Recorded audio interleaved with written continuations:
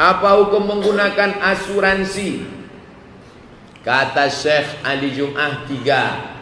Pertama mengatakan asuransi itu haram karena ada unsur gambling, goror, judi. Kedua mengatakan asuransi boleh karena di dalamnya ada unsur ta'awun, tolong menolong. Yang ketiga mengatakan tengok pelakunya apakah profit atau non profit. Pilihlah antara tiga. Ustadz mobilnya pakai, kendaraannya, motornya pakai asuransi? Enggak. Jadi waktu tabrak menabrak tiang listrik segala macam, bayar sendiri. Tak ada asuransi. Adakah asuransi syariah? Ada. Akadnya itu. Perbedaan antara syariah tak syariah ada pada akadnya, dan itu dikeluarkan oleh DSN. Kalau ada nanti yang menawarkan ini syariah, tanya mana label halal dari DSN, Dewan Syariah Nasional. Bolehkah ikut KB? KB terbagi dua. Yang pertama tahdidun nasal, motong habis, tak boleh punya anak lagi. Yang kedua tanzim, mengatur. Kalau mengatur boleh 3 tahun sekali, 4 tahun sekali, namanya tanzim, mengatur. Sedangkan tahdid, membatas, tak boleh. Mana contohnya? Vasektomi dan steril, kecuali darurat. Ibu-ibu sudah diponis dokter, ini tak boleh ngandung lagi. Kalau mengandung, mati. Meleleh air mata si ibu mendengar mati. Bapak tuh senyum. Waspadalah. Bolehkah saya sholat hajat langsung tahajud, tak lama azan subuh, lanjut lagi sholat fajar, setelah itu fardu subuh? Boleh sholat tahajud sampai azan subuh. Tahajud waktunya terbentang dari ba'da isya sampai azan subuh. Maka tahajud dia, habis itu dia sholat hajat, habis itu dia sholat taubat, habis itu dia sholat tasbih, tutupnya dengan witir, tak lama azan, habis itu dia sholat sunat qabliyah subuh atau sholat sunat fajar, sholat subuh. Mantap, afdal, baik. Cepat bangun, beribadah kepada Allah Subhanahu wa ta'ala. Ceramah Ustadz yang pernah saya dengar, kalau orang menyogok masuk kerja, uang sogoknya haram. Apabila orang tersebut dapat kerja, apakah gajinya haram atau tidak? Tengok dulu sogok, dengar baik-baik. Saya tak mau menimbulkan fitnah nanti mengatakan Ustadz Somad membolehkan sogok. Menerima pegawai syarat S1 teknik sipil, IP 3,7, pernah pengalaman kerja 5 tahun. 3 syaratnya. Tiba-tiba dia sogok 100 juta, dia lulus padahal IP-nya 3,2. Tidak pernah mengabdi dan bukan teknik sipil tapi teknik industri, maka haram duitnya, haram gajinya, haram pensiunnya, haram tunjangannya, haram semuanya. Ini contoh pertama. Adapun yang boleh itu begini, dia menghonor 5 tahun. Setelah 5 tahun menghonor, ada panggilan. Semua guru yang menghonor 5 tahun berturut-turut, ijazahnya FKIP keguruan, boleh diangkat. Dia sedang mengambil hak dia. Ketika dia datang bawa ijazah dan bukti, aku memang sudah menghonor 5 tahun. Ijazahnya memang keguruan, memang keguruan. Wani piro. Maka pada saat itu dia dibenarkan mengambil jatahnya itu. Karena itu memang milik dia. Dia tidak mengambil milik orang lain. Hanya saja si tukang pegang centong sendok tadi jahat. Kalau tak dia ambil, akan diambil oleh si manung kalit, huta pea, huta julu, huta ginjang. Dialah yang akan menjadi pendidik anak-anak kita. Jadi kalau ada orang mengatakan biar aja lah diambil orang, yang mengambil bukan orang kita, bahaya itu nanti. Anak-anak kita diajarkannya macam-macam. Ini menguji ilmu Ustaz.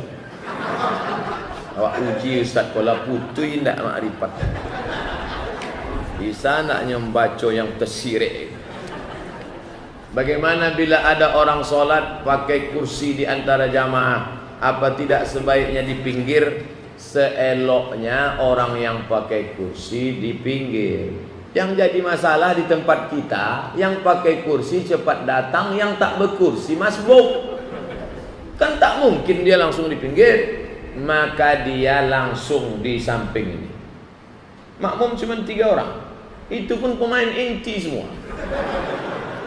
Di mana kaki kursi itu? Kaki kursi pas di ujung soft.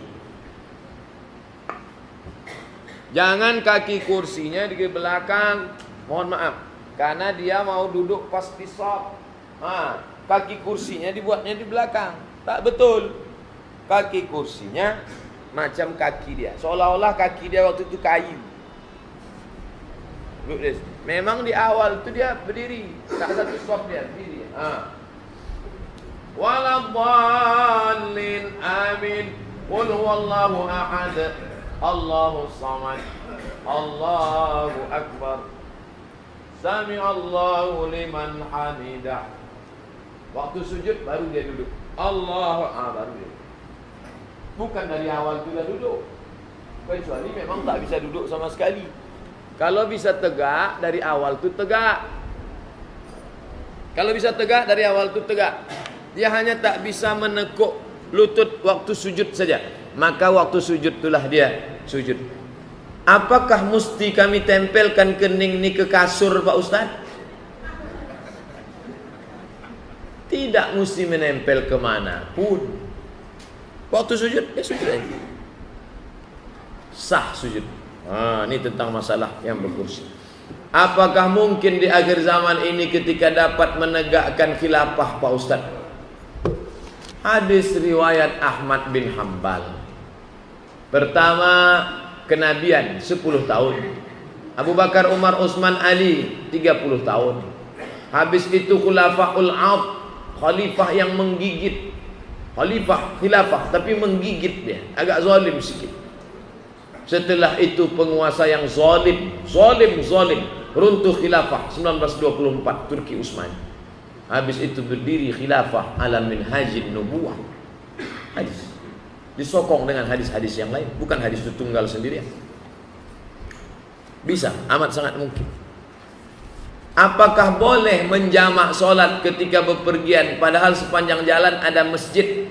Yang menjadi sebab jamak itu bukan masjid ada tak ada masjid, bukan naik onta atau naik kuda, bukan masalah naik apanya, tapi ada safarnya. Safar apa tak safar? Safar. Boleh jamak qasar. Banyak masjid, ya tak masalah. Berapa rakaat? Jamak qasar. Zuhur 2 rakaat, asar 2 rakaat, ditarik asar ke zuhur jamak takdim, ditarik zuhur ke asar jamak qasar, jamak takhir. Boleh. Dianjurkan. Ada mazhab yang mewajibkan jamak, ada Hanafi, wajib jamak qasar. Bagaimana pendapat Ustadz tentang sufi? Bagaimana kalau Ustadz dibilang Ustadz orang sufi? Sufi diambil dari kata suf. Suf artinya bulu kambing. Ini cotton, C-O-T-T-O-N, cotton, cotton, cotton, kapas. Kenapa saya pakai kapas? Karena kalau saya berkeringat, kapas ini menyerap. Orang sufi tak mau pakai kapas, dia pakai bulu kambing. Kalau berkeringat makin panas, makin gatal, maka makin ingat kepada Tuhan. Sufi adalah aliran asketis yang meninggalkan keduniawian dulu pada awalnya begitu. Jadi kalau ada orang mengatakan somat itu sufi, enggak, dia pakai kapas. Kalau pakai sufi dia pakai bulu kambing. Saya belum pernah pakai jaket bulu kambing lagi.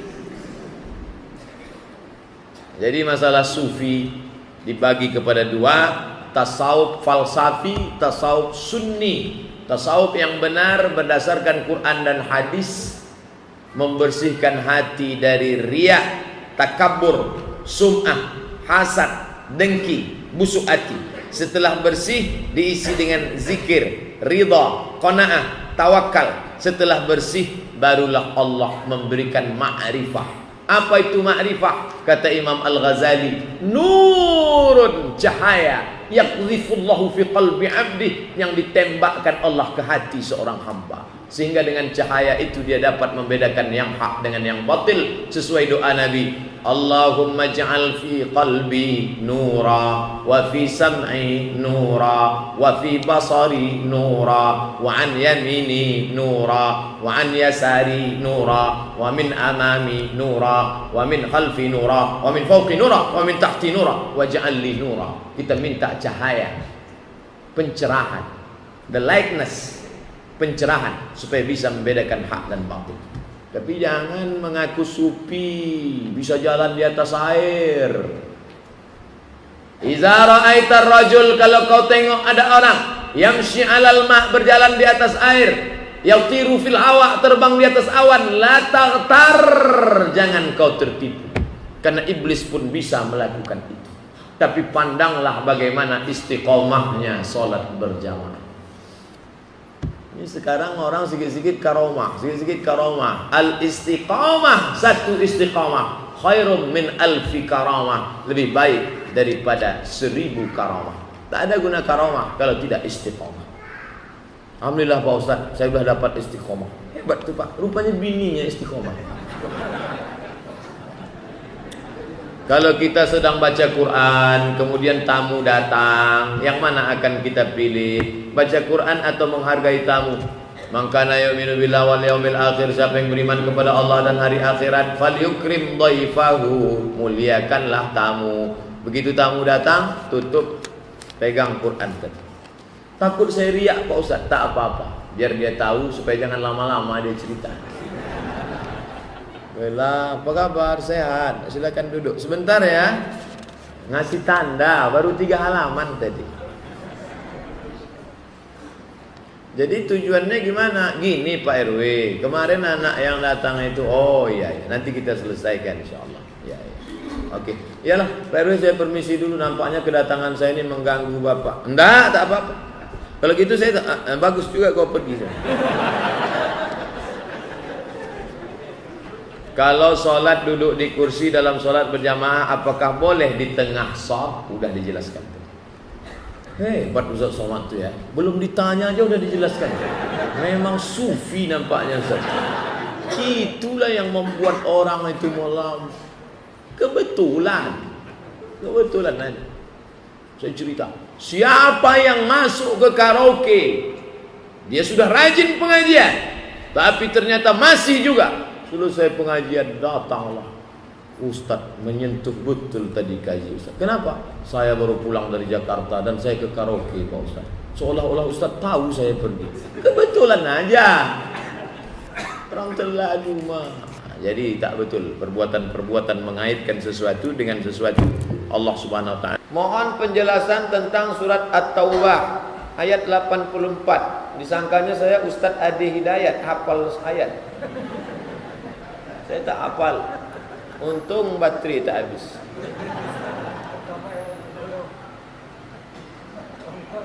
Tunggu sebentar ya. Akan datang kalau nanya tuliskan ayatnya.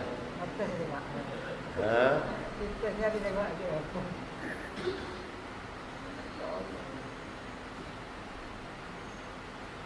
Surat At-Taubah ayat 80 sampai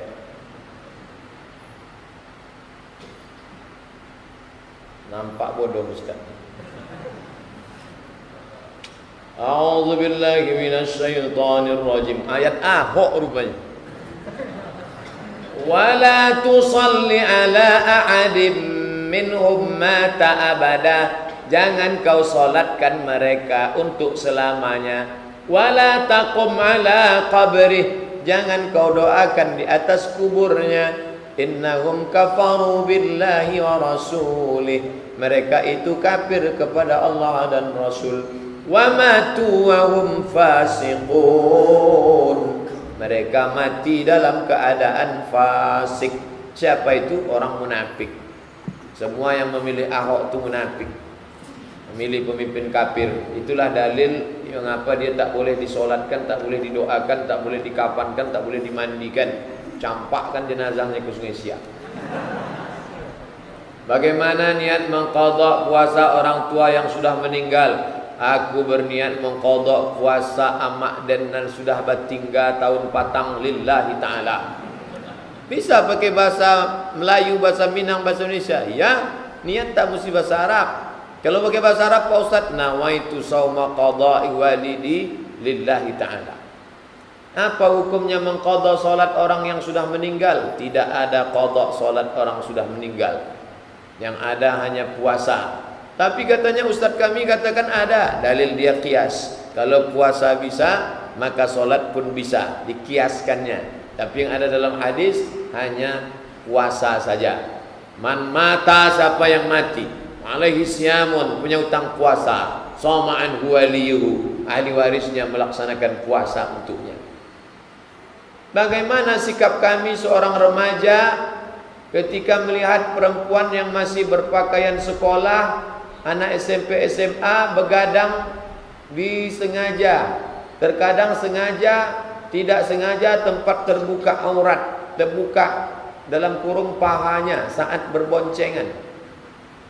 Anak perempuan, kalian pakai celana panjang di dalam, celana legging namanya. Setelah pakai itu baru pakai rok. Maka keluar perda di Aceh Nangro Darussalam, perda tak boleh perempuan duduk mengangkang, duduknya miring. Andai terpaksa juga karena mau berangkat sekolah harus dibonceng, tak bisa duduk miring, maka pakai dulu celana panjang di dalam, barulah pakai rok SMP SMA.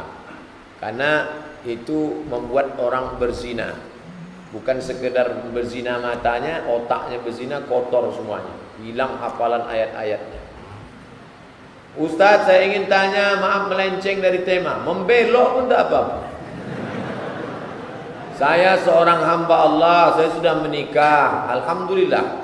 Tapi saya dan suami sudah berpisah, na'udzubillah. Saya meninggalkan dia karena sudah tak satu tujuan lagi. Terkadang dia kasar sama saya.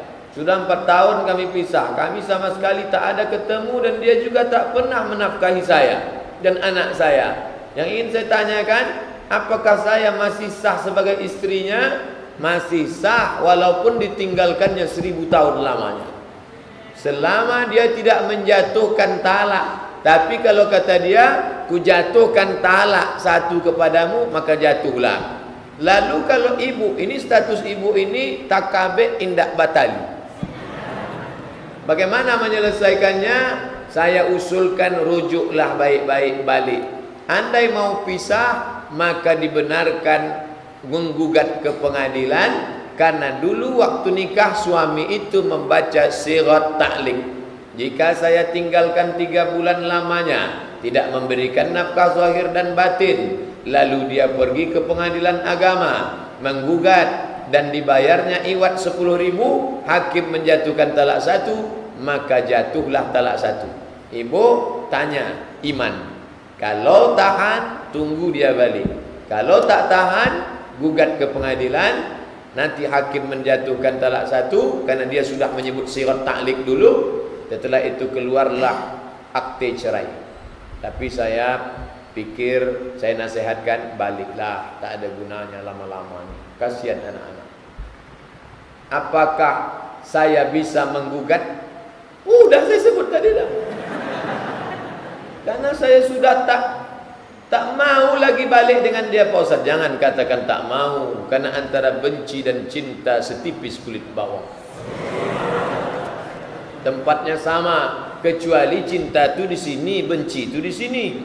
Benci dan cinta tempatnya sama. Maka kata Nabi, Habib habibaka haunamma, kalau kau cinta, cinta secukupnya. Asa ayyakuna baghidaka yaumamma, boleh dia jadi musuhmu suatu hari. Wabghid baghidaka haunamma, kalau kau benci, bencilah secukupnya. Asa ayyakuna habibaka yaumamma, boleh jadi suatu hari kau akan jatuh cinta kepadanya.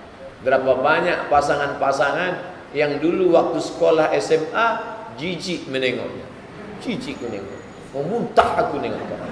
Tapi begitu kawan itu pulang dari Jakarta membawa Pajero Sport, Pak Ustadz, di kebun saya banyak orang melepas ternak sapi sehingga merusak kebun. Saya sudah buat tulisan, dilarang melepas sapi. Saya sudah sampaikan pada pemilik sapi secara langsung agar tidak melepas. Bahkan saya sudah lapor kepada ketua kelompok ternak sapi di kampung, tapi mereka tak mendengar dan tetap melepaskan sapinya. Karena saya sudah tak sabar lagi. Lalu suatu hari sapi tersebut saya tikam dengan tombak. Apakah saya berdosa Pak Ustadz? Berdosa. Lalu bagaimana caranya? Dipagar kebun itu keliling supaya sapi tak masuk. Karena tulisan sapi dilarang masuk, sedang yang punya tak mau membaca, apalagi sapi. Jangan menyelesaikan masalah dengan masalah baru. Menombak sapi sama dengan makan petai untuk menghilangkan bau jengkol. Muncul masalah baru. Duduk masyarakat bermusyawarah, Pak Camat, Nenek Mama, Ustadz, saya pernah diundang ceramah di satu kampung, tradisi di situ melepaskan kerbau. Maka saya ceramah, siapa yang melepaskan kerbau? Kerbau itu memakan tanam-tanaman. Kerbau itu menginjak tanah, sehingga tanah yang sudah dipijak menjadi padat, tidak gembur, sehingga tak subur lagi tanaman. Dia sudah berbuat zalim. Lalu kemudian Pak Camat dan Nenek Mama membuatkan aturan. Ustadz berceramah membangkitkan semangat orang untuk tobat berhenti, jangan lagi menganiaya kebun tanaman orang. Lalu Nenek Mama dan Camat membuatkan peraturan daerah di daerah masing-masing. Selesai masalah. Jangan dengan tikam-tikaman. Nanti bapak menikam sapi, yang punya sapi menikam bapak. Auzubillah. Ibu saya perokok berat, kena penyakit mah. Kalau dia puasa, dia tak kuat untuk beraktivitas, hanya tidur saja. Bagaimana hukumnya Pak Ustaz? Hukum dia merokok itu tadi sudah jelas. Hukum masalah dia kena penyakit mah, memang dia tak boleh puasa kalau mahnya akut. Kalau kata dokter dia tak bisa puasa, maka dia bayarkan fidyahnya. Kondisi sudah berlangsung 5 tahun, hanya sebagian puasa saja yang dibayar fidyahnya. Bayarkan semuanya. Mak memang tak bisa puasa, aku tak bisa puasa. Kalau memang dia jujur, periksakan ke dokter, kata dokter pakar mah, memang ini tak bisa nih kata dia, maka bayarkanlah fidyahnya selama 30 hari. Cara membayarnya 3, ajak fakir miskin makan sama dia, kasih beras 1,5 kilo beserta lauk pauk, atau bayarkan mentah kasih duitnya. Mengenai duitnya jangan kasih ke dia, nanti dibelikannya gudang garam Surya. Bayarkan langsung ke fakir miskin. Mengenai puasa Rajab, Sya'ban, Senin, Kamis yang kita lakukan sekaligus, apakah kita niatkan puasa yang kita qadha atau seperti apa? Qadha saja. Besok hari Rabu, besok malam aku berniat qadha. Puasanya hari Kamis. Niatnya satu, qadha, otomatis dapat pahala puasa Kamis dan dapat pahala puasa sunat di bulan Rajab. Niatnya satu saja, qadha. Tapi kalau niatnya puasa sunat, tak dapat qadha. Orang mandi junub, mandi junub hari Jumat, maka otomatis dapat pahala puasa sunat mandi Jumat. Niatnya niat mandi junub, maka dapat pahala puasa sunat mandi Jumat. Nah, ini tentang masalah wajib dapat mengcover yang sunat. Riba itu haram. Ya, jika saya punya sepupu, dia kerja di salah satu bank konvensional, lalu dia beri saya duit, istilahnya bagi rezeki lah Ustaz. Namun itu kan gajinya riba. Bagaimana tuh Pak Ustaz? Ada sebagian Ustaz mengatakan haram. Haram. Berapa? 100.000. Kalau 1 juta, haram. Maka duit riba, la'anallah 4. La'anallahu akilar riba. Allah melaknat yang makan riba. Wa mukilahu, yang memberi menyuapkan yang disuap, mukil makan riba.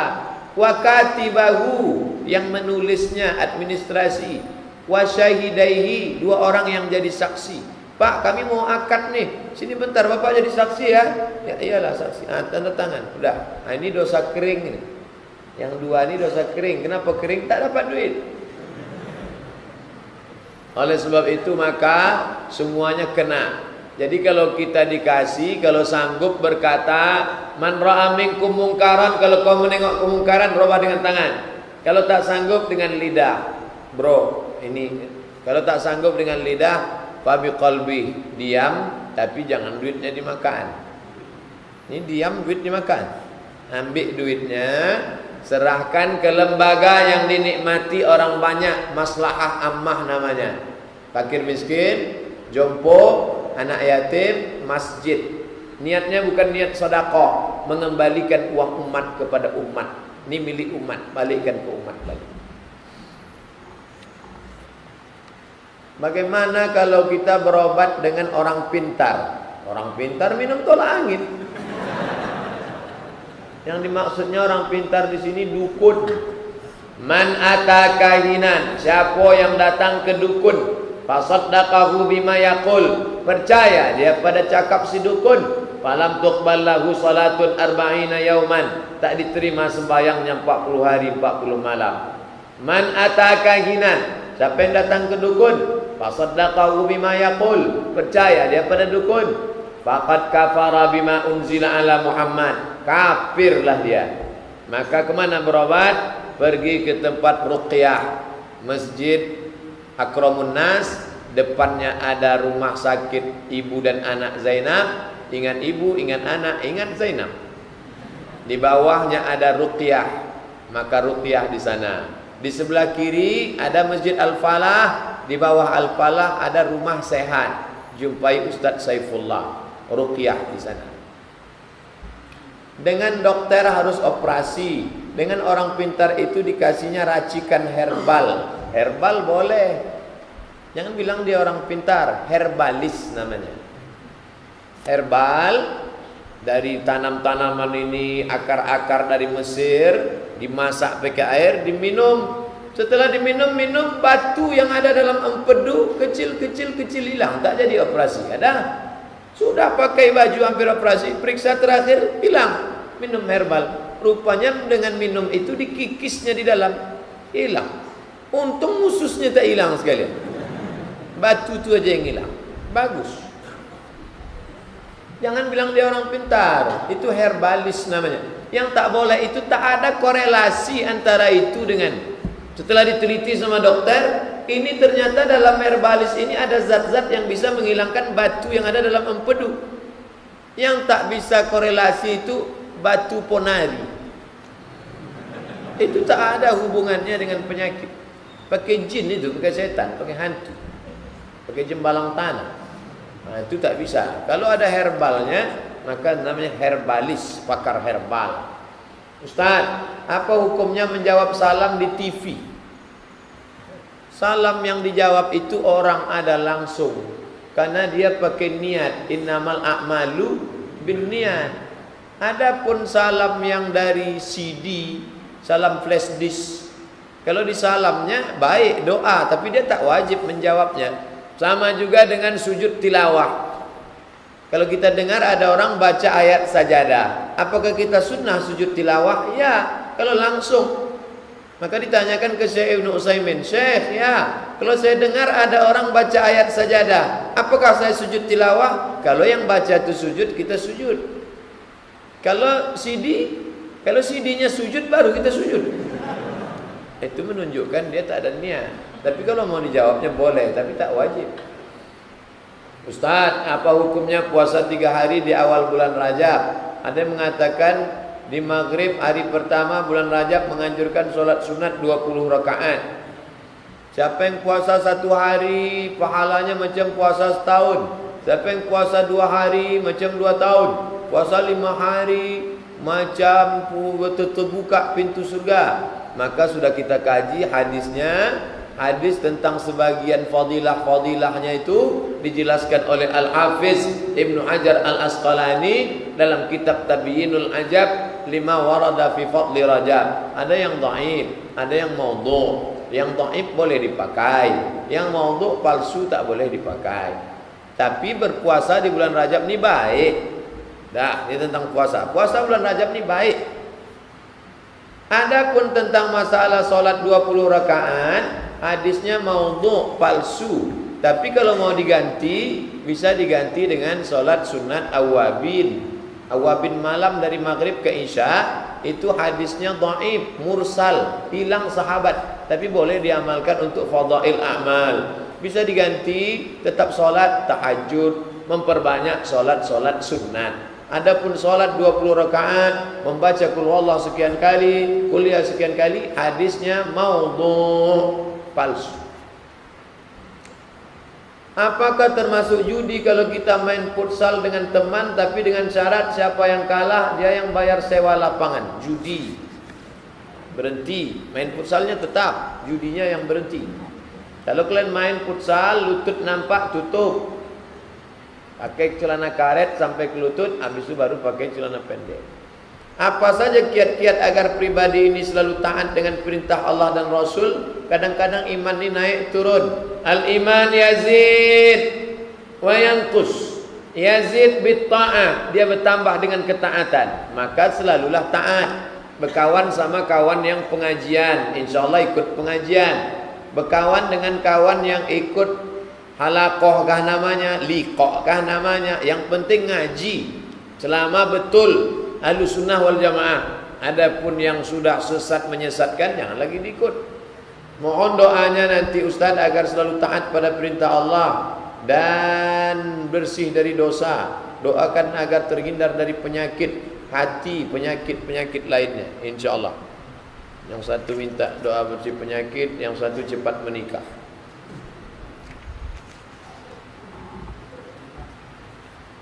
Apa hukum menghadiri acara pesta perkawinan di gereja? Haram. Kenapa? Karena di gereja itu ritual misa. Man tashabbaha biqaumin, siapa yang ikut tradisi suatu kaum, fahuwa minhum, maka dia bagian dari kaum itu. Kalau ada kawan atasan kita beda agama, biarkan dia misa di gereja, suruh dia. Kalau kamu mau kami datang, buat acara pesta di hotel. Buat di Hotel Pangeran, di Hotel Arya Duta, Hotel Grand, banyak hotel. Buat. Nanti buat makanannya dua. Muslim food, makanan muslim. Kafir food. Maka yang Islam-Islam makan sini. Nanti ucap selamat, selamat menempuh hidup baru ya. Dah, jangan pula barakallahu lakuma wa barakalaikuma. Makan sini. Datang pula kawan tadi, makan dia ke sini. Ente kenapa makan di situ? Itu haram. Aku tak ngambil dagingnya, kuahnya aja sedikit. Haram itu. Saya dulu pernah berkongsi beli barang sama teman. Sekarang teman saya itu meninggal. Barangnya gitar. Bagaimana status barang itu Pak Ustadz? Gitar itu harganya 450.000. Saya 200, kawan tuh 250. Maka bayarkanlah 250 ke ahli warisnya. Pak, ini ku ambil barang ini 250. Tahun berapa 250 itu? Karena harga Indonesia tak stabil. Kena fluktuasi dolar segala macam. Oleh sebab itu maka ikutkanlah harga emas. Kira-kira 250.000 tahun 2000 berapa tuh nilainya? Bayarkan ke ahli warisnya. Karena kalau tidak, kita sedang mengambil barang yang berkongsi. Begitu juga kalau membeli spring bed, membeli tanah, maka jangan dia meninggal kita mengucapkan alhamdulillah. Orang innalillah dia ambil. Kenapa alhamdulillah? Alhamdulillah memang udah jatah pula ini nampaknya. Apakah saya harus mengambilkan hasil dari penjualan itu? Ya, karena itu namanya musyarakah, berkongsi kepemilikan, bukan milik bulat sendirian. Apa hukum bagi orang yang suka mengungkit-ungkit pemberian? Salah satu, ada 3 golongan. La yukallimuhumullah, tak diajak Allah bicara hari kiamat. Wala yanzuru ilaihim, tak dipandang Allah. Wala yuzakkihim, tak dibersihkan Allah. Walahum azabun alim, mereka diazab Allah. Siapa itu? Al-Mannan, mengungkit-ungkit, mengungkap-ungkap pemberian. Kalaulah bukan de ambo, kalau bukanlah karena aku. Kenal kamu dengan Syahnu Sarjana itu ya? Aku nyekolahkan dia itu. Kalau tidak udah jadi tak apalah sekarang. La tubtilu sadaqatikum bil manni wal adha. Jangan kau rusak perbuatan baikmu dengan mengungkit-ungkit, mengungkap-ungkap dan menyakiti hati orang lain. Apa hukum panjat pinang? Al aslu fil asya al ibahah. Hukum asal segala sesuatu ibahah, mubah. Hukum panjat pinang itu mubah. Tapi kalau sampai orang yang panjat pinang itu bercelana pendek, dipijak sama kawannya, terbuka celananya, bisa jadi haram. Haram karena terbuka aurat. Kalau orang yang ikut itu mengumpulkan duit, semua peserta kumpulkan duit 10.000, yang mendaftar 100 orang, maka terkumpul duit 1 juta, digantungkan duit 1 juta itu di atas, yang mendapat adalah grup 5 orang dapat, maka judi. Jadi kalau mau buat hadiah, cari donatur, penyedia. Iuran itu hanya untuk minum, untuk konsumsi, jangan dijadikan untuk hadiah. Karena dia bisa menjadi judi. Nah, panjat pinang. Apa hukum tarik tambang? Kaidah al-aslu fil asya al-ibahah. Hukum asalnya adalah boleh. Kapan dia menjadi haram? Kalau gara-gara itu menimbulkan permusuhan, perkelahian. Tambang emas, tambang nikel, tambang batu bara, tambang minyak, tambang gas, sudah habis semua diambil orang. Maka yang tinggal sama kita, tarik tambang.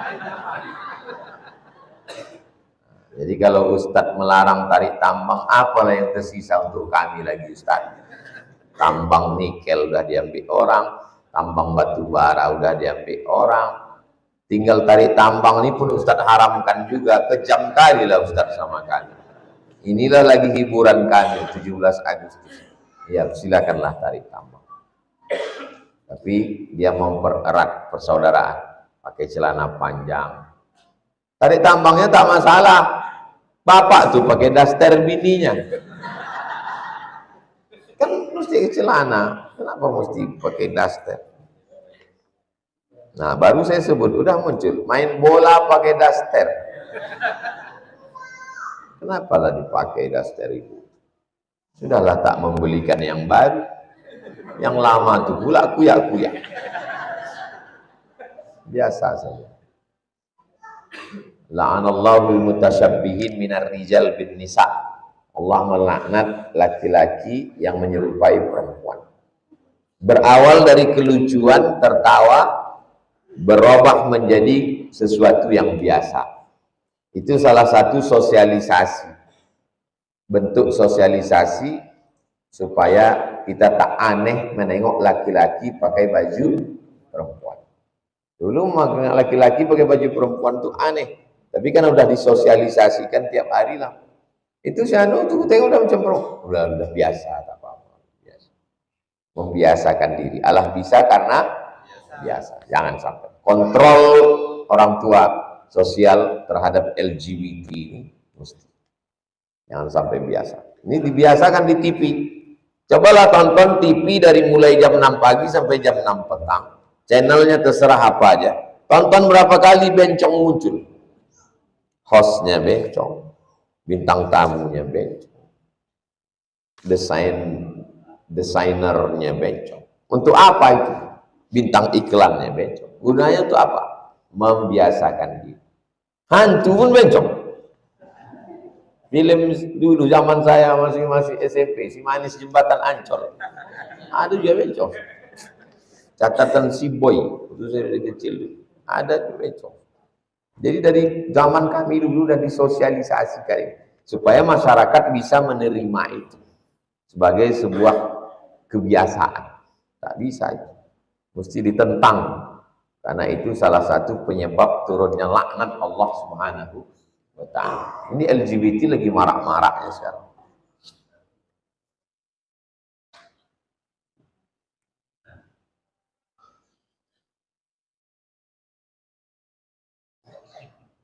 Apakah ketika kita main sosial media, kita melihat postingan yang kurang baik dan kita abaikan, apakah kita mendapat, apakah dosa skip, apakah perlu kita menunjukkan penolakan? Saya semua yang terkait dengan medsos, kalau hoax terkait dengan diri saya jelaskan. Hoax, buat gambarnya, screenshot, tulis itu hoax. Kalau terkait tentang perbuatan yang melanggar, umum saja. Umum. Macam saya menjelaskan ini, umum saja.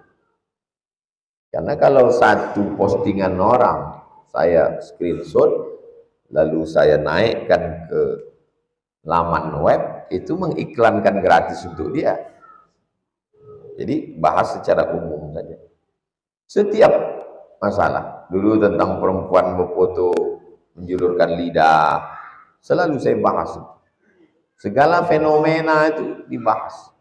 Perempuan selfie sendirian, dibahas. Tapi tidak secara khusus, secara am, secara umum, supaya semua orang sadar. Itu amar ma'ruf nahi mungkar di medsos. Antum sanggup buat video pendek, tapi yang sebut jangan itu nyari kelahi. Orang tidak ingat pesannya, yang diingat orang personnya. Kita ini mau person atau pesan? Pesan bukan person. Buat video pendek. Lalu kemudian kalau tak sanggup, antum takut kena serang, ambil video ulama. Ambil video ulama, video Ustadz Adi Hidayat, video Buya Yahya. Ambil, posting yang sesuai. Saya menemukan banyak sekali video-video saya tausiah yang dipotong oleh jamaah yang positif-positif. Yang saya sendiri pun tak ingat kapan saya mencakapkan itu. Pas saya tonton, bagus sekali. Artinya dia mendengarkan itu dari awal sampai akhir. Didengarkannya dari awal, di menit berapa dia memotong itu. Itu kan dia mendengarkannya serius. Dengarkannya, habis itu dipotong ya menit sini. Saya tengok apanya. Oh. Dia bisa menemukan itu kan artinya dia nonton dari awal sampai akhir. Keseriusan dia. Jadi antum kalau sanggup terkait dengan segala hal. Masalah jilbab, masalah rokok, masalah LGBT, masalah pergaulan. Saya alhamdulillah diterima di Bank Riau Kepri Syariah. Saya minta diyakinkan oleh Ustadz kalau bekerja di bank syariah ini tidak riba dan gajinya itu halal. Seperti yang saya tahu, Dewan Pengawas Syariah BRK ini Ustadz Zulhendri Rais. Saya juga sudah melihat video UAS kalau kerja di bank syariah itu boleh. Saya ingin mewujudkan ekonomi Islam sehingga umat Islam selamat dari riba. Kalau tidak, kita umat Islam bekerja di bank syariah tidak akan terwujud ekonomi Islam. Mohon motivasinya Ustadz, kalau langkah yang saya ambil bekerja di bank syariah ini sudah langkah yang benar. Jadi waktu saya diundang ke BRK, Bank Riau Kepri Syariah, kebetulan waktu itu lama prosesnya, sekarang sudah syariah.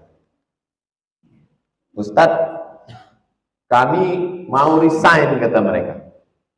Waktu itu belum berubah. Saya bilang kalau kalian resign dari sini, siapa yang menggantikan kalian? Kalian di sini aja dulu sementara ini berubah jadi syariah. Saya tanya-tanya, apa yang belum selesai ini? Masih ada beberapa lagi terhambat di OJK. Kebetulan Pak OJK itu ada situ. Terus dosa kami Pak Ustadz, dosa kalian Pak OJK nih nanggung gitu saya. Tapi hubungan kami tetap baik, bukan sindir mau kelahi. Hubungan saya dengan Pak OJK tetap baik. Alhamdulillah berubah jadi syariah. Jadi banyak beberapa kawan, dia menganggap ini dosa, dia mau keluar dari situ. Ada yang PNS, ada yang TNI, Polri. Saya mau keluar dari sini Pak Ustadz. Terus kalau kau keluar dari sini, datang malaikat menggantikan kau. Enggak Pak Ustadz, saya menggantikan lebih setan dari saya lagi Pak Ustadz. Jadi kalau umat Islam keluar dari sini, keluar dari pengacara, keluar dari dokter, keluar dari pengusaha, keluar dari TNI, keluar dari Polri, siapa yang akan duduk di situ? Jadi tetap di situ berjuang sesuai kemampuan. Tapi banyak kali duit haramnya Pak Ustadz. Tak tahu kamu mau membuang duit haram nih, mari ku ajarkan. Banyak kali duit haramnya Pak Ustadz. Duit haram itu jangan dibawa pulang ke rumah. Ambil gaji kau saja. Yang kira-kira haram ini, masa kami pergi ke Jakarta seminggu Pak Ustadz, tanda tangannya 7 hari, cuma 2 hari pulang. Nah, kau hitung 2 hari itu berapa? 2 hari itu 2 juta Pak Ustadz. Yang dikasihnya berapa? 7. Yang 5 itu jangan kau ambil. Kemana kami serahkan? Serahkan untuk masalih ammah, kepentingan. Jangan diambil. Tak tahan saya Pak Ustadz. Itulah jihadnya. Itulah jihadnya. Jadi jihad itu sesuai di bidang kita masing-masing. Tetap di situ bertahan. Tetap ngaji, banyak ibadah, kuatkan hati. Karena kalau keluar, apalagi ini sudah syariah, sudah syariah.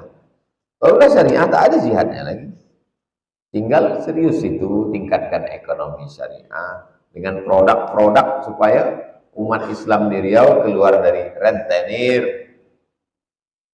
Tanam padi, pupuk mahal, mesin irigasi mahal. Dari mana modal? Dari rentenir, lintah darat. Dia kasih pinjam waktu musim menanam, ini mesin air, ini pupuk, ini plastik supaya tikus tak masuk, ini pupuk semprot pestisida melawan wereng. Nanti pas musim panen padi, dialah yang menentukan harga. Dia tak pernah jumpa tanah liat, dia tak pernah menanam, tapi dia lebih kaya dari petani. Siapa itu? Lintah darat, rentenir. Nah, jadi bank syariah langsung pergi ke Bunga Raya Siak, petani sana. Pergi ke Pelelawan. Ke Pelelawan, kalau ditelusuri Sungai Kampar arah ke Penyalai, itu padi terhampar luas. Saya masuk dulu ke dalam. Datanglah ke sana, tanya siapa yang nanam padi. Saya jumpa pergi ke Solo, padi luas. Saya tanya, ini punya siapa Pak? Jangan-jangan punya perusahaan juga? Enggak Ustaz, ini punya orang awam, masyarakat. Oh, dari mana mereka nanam padi modalnya? Modalnya dari pemerintah Pak Ustaz, pinjaman tanpa bunga. Oh bagus ini, untuk menggunting, memotong rentenir. Gimana cara Bapak mengasihkan bantuan ke petani ini? Sholat subuh di masjid. Jadi wali kota sholat subuh di masjid. Siapa yang rajin ke masjid dapat bantuan. Sejak itu ramai masjid Pak Ustaz. Ternyata kalau punya kekuasaan dipakai, pinjamkan, panen, masjid penuh, rezekinya berkah, selamat dari riba rentenir. Jadi mestinya pegawai-pegawai bank ini terjun ke bawah. Atasannya juga. Yang ngaji itu jangan cuma karyawannya aja, atasannya ngaji juga. Apa hukumnya menerima fee dari developer perumahan yang kita sudah membantu menjual rumahnya? Saya pernah ditawarkan fee, saya tak mau. Kenapa saya tak mau? Sikit kali.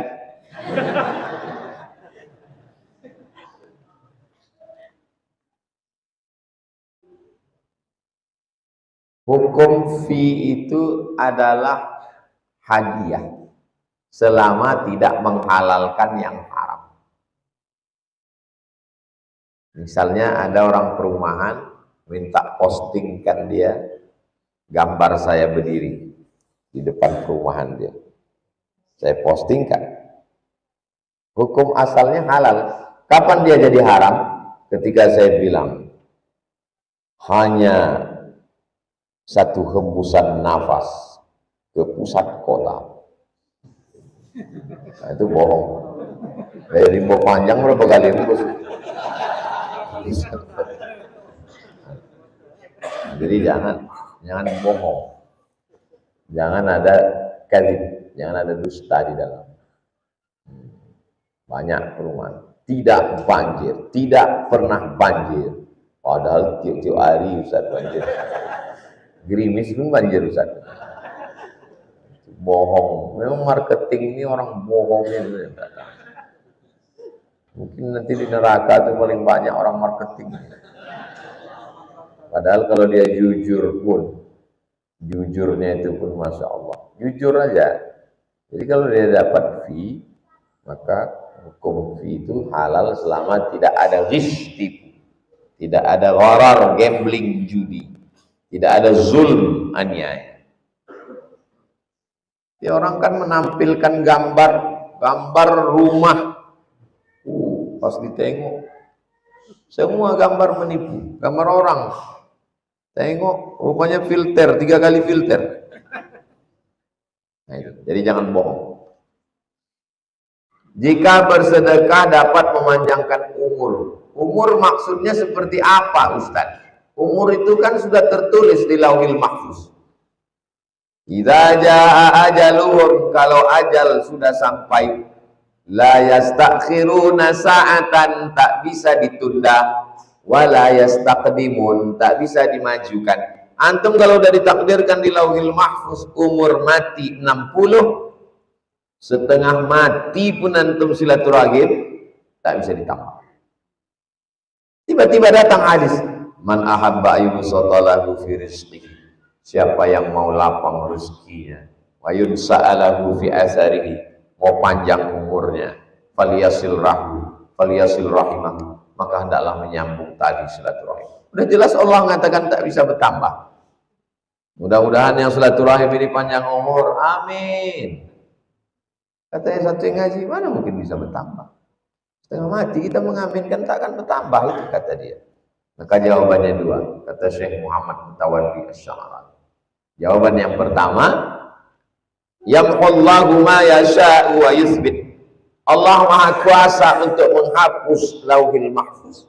Wa yuthbit, Allah Maha Kuasa untuk membiarkan yang udah 60 itu dibiarkannya atau dihapusnya atau ditambahnya. Wa indahu ummul kitab, karena yang punya Lauhil Mahfuz itu dia. Itu serah aku, kata Allah. Yang punya Lauhil Mahfuz aku, mau aku hapus, mau aku tambah. Yang punya aku apa kau urus, kata Allah. Makna pertama dalam kitab Al-Fatawa Al-Kubra, fatwa besar, Syekh Muhammad Mutawalli Sya'rani. Buku itu saya beli di Kairo, sampulnya biru, dipinjam Ustadz 10 tahun yang lalu, tak balik sampai sekarang. Dia katanya mau nulis disertasi, pinjam, saya antarkan, saya mengantarkan sampai sekarang. Mungkin mesti saya jemput juga. Al-Fatawa Al-Kubra. Jawaban yang kedua, kata dia umur tak bertambah. Kalau yang pertama tadi bertambah atau tak bertambah? Bertambah. Jawaban yang kedua, umurnya tak bertambah, tapi isinya bertambah. Semana umur tak bertambah, isinya bertambah. Umurnya 660 ml. Berdoa dia, panjangkan umurku ya Allah. 600 ml-nya tak bertambah, karena botolnya tak bertambah, tapi isinya berubah. Isinya berubah. Yang awalnya isinya air putih berubah jadi madu. Ini kalau isinya air putih berapa harganya? 6.000. 6.000. 6.000. Tapi kalau isinya madu 100.000. Dari 6.000 menjadi 100.000. Yang bertambah itu isi. Tak paham saya Pak Ustaz, cuma isinya. Ya isinya bertambah. Antum ditakdirkan Allah mati umur 25 tahun. Bersilaturahim bertambah isinya. Ada orang umur 25 tahun, rumah kerja mati. Tapi dia umur 25 tahun, isinya silaturahim dengan kiai dapat ilmu, silaturahim rumah tahfiz hafal Quran, silaturahim dengan kerja halal dapat rezeki. Umurnya tetap 25, isinya. Paham? Saya ada tetangga rajin ke masjid, selalu masbuk sholat. Apa hukumnya Ustaz? Kalau saya ke masjid, dia masih menyapu halaman, membersihkan kandang burung, menyuci Honda. Pokoknya ada aja yang dikerjakan. Jadi orang sekarang beramal itu tidak dengan ilmu, tapi membandingkan dengan orang lain. Kok kenapa imam udah pada qamatis shalah masjid? Kenapa kau terlambat masbuk terus ke masjid? Emang masih syukur aku sembahyang. Kawanku tak sembahyang, biniku tak sembahyang, mertuaku pun tak sembahyang. Jadi orang beramal itu bukan karena ilmu, tapi karena menengok orang lain. Ini tak betul. Jadi sahabat Nabi dulu, kalau dia masbuk, dia takziah 3 hari. Buka kitab Al-Fiqhul Islami wa Adillatih tentang bab salat jamaah.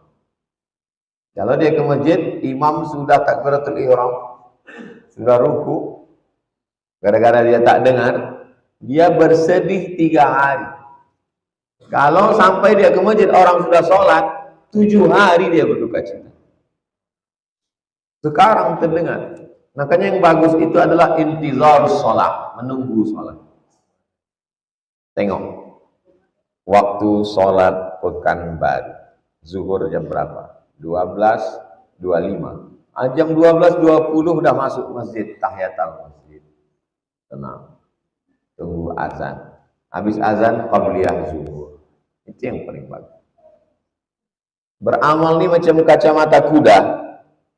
Fokus ke depan, lillahi ta'ala, cakap orang tak kita pedulikan. Jangan beramal karena orang. Nanti kalau orang tak ada, kita tak beramal. Jangan yang dijadikan standar amal adalah orang, tapi standar orang adalah amal. Jangan menilai kebenaran dari orang, tapi nilailah orang dengan standar kebenaran. Jangan nilai kebenaran dengan standar Abdul Somad, nilailah Abdul Somad dengan standar kebenaran. Kalau Abdul Somad benar, kami ikut. Kalau Abdul Somad tak benar, kami tak ikut. Karena standarnya bukan Abdul Somad, tapi kebenaran. Begitu juga dalam beramal. Beramal karena orang, bahaya. Itulah kaji kita subuh ini, jam 6.40. Di akhir majelis kita sama berdoa. Ala hazihin niyah, untuk niat yang baik-baik ini. Al-Fatihah. A'udzubillahi minasyaitonirrajim. Bismillahirrahmanirrahim. Alhamdulillahirabbil alamin arrahmanir rahim maliki yaumiddin iyyaka na'budu wa iyyaka nasta'in ihdinas siratal mustaqim siratal ladzina an'amta 'alaihim ghairil maghdubi 'alaihim waladdallin amin. Allahumma shalli 'ala sayyidina Muhammad wa 'ala ali sayyidina Muhammad. Ya qadiyal hajat, ya rafi'ad darajat, iqdi hajatina, balligh maqasidana. Engkau yang menunaikan hajat, engkau yang mengangkat derajat, tunaikanlah segala hajat kami. Waghfir dzunubana, ampunkan dosa kami. Waqtim bis solihati a'malana, tutup amal kami dengan husnul khatimah. Waj'alna minal mutahabbina bi jalalik, jadikan kami bersaudara karena engkau. Wajziman ahsana ilaina, berikan balasan baik pada orang yang sudah berbuat baik untuk kami. Warzuqnal istiqamata ala syari'atil gharra wa tariqatil bayda, berikan kami istiqamah dalam agama yang lurus, dalam jalan yang benar ini. Qawi imanana, kuatkan iman kami. Sahih ajsadana, sehatkan badan kami. Waj'alna minar rasyidin, jadikan kami orang yang lurus, lurus berpikir, lurus berkata, lurus berbuat. Wajma'na ma'al habibil mustafa fi jannatikal ula, satukan kami di surga bersama Nabi Muhammad sallallahu alaihi wasallam. Rabbana atina fid dunya hasanah wa fil akhirati hasanah wa qina adzabannar. Sallallahu ala sayyidina Muhammad wa ala alihi wasallam. Alhamdulillahirabbil alamin. Taqabbalallahu minkum.